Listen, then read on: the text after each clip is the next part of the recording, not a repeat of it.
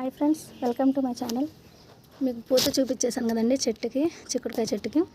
So కాయలు అయితే ఇట్లా వచ్చేసినాయండి గుత్తులు గుత్తులుగా. సో ఇవి హార్వెస్ట్ చేసేసుకుందాం.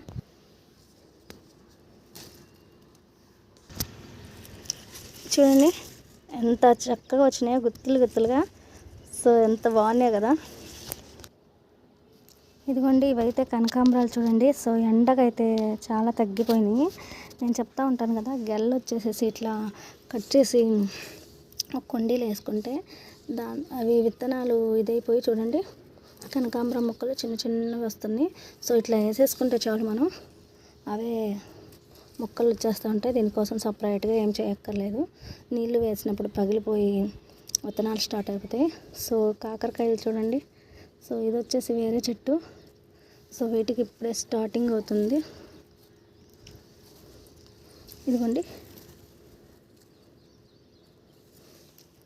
రోజెస్ కూడా తగ్గినాయి.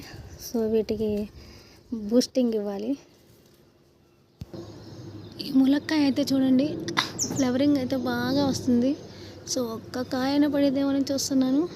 ఈ దానిమ్మకాయ చెట్టు కూడా అంతేనండి, ఒక్క కాయ పడింది. ఫ్లవరింగ్ అయితే మాత్రం మస్తు వస్తూ ఉంటుంది. ఈ వాక్కాయ చెట్టు అయితే మీషోలో బుక్ చేసామండి.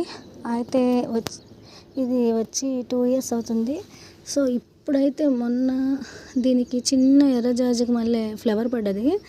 సో ఇట్లాగైతే కనిపిస్తుంది. ఇదిగోండి,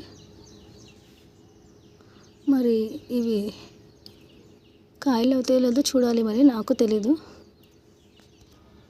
రోజెస్ చూడండి. సో 2 వచ్చినాయి. ఈసారి కొంచెం చిన్నవి వచ్చేసినాయి. ఇంకా 2 మొగ్గలు అయితే ఉన్నాయి. పుదీనాకు మాత్రం మస్తు వస్తుంది.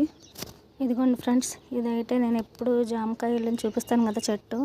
సో దీనికైతే కట్ చేసాము ఎగురు వస్తుందని. ఎండాకాలం అవ్వడం వల్ల ఎగురు అయితే రాలేదు. ఇదిగోండి, గోరింటాకు చెట్టు కూడా అలాగే కట్ చేసాము. సో ఇదైతే పర్వాలేదు, చాలా రోజులు ఎగురు వచ్చింది. ఇదైతే ఇంకా పోయినట్లే. ఎండాకాలంలో మాత్రం కట్ చేయమాకండి, వానాకాలంలో కట్ చేస్తే మళ్ళీ బాగా వస్తాయి.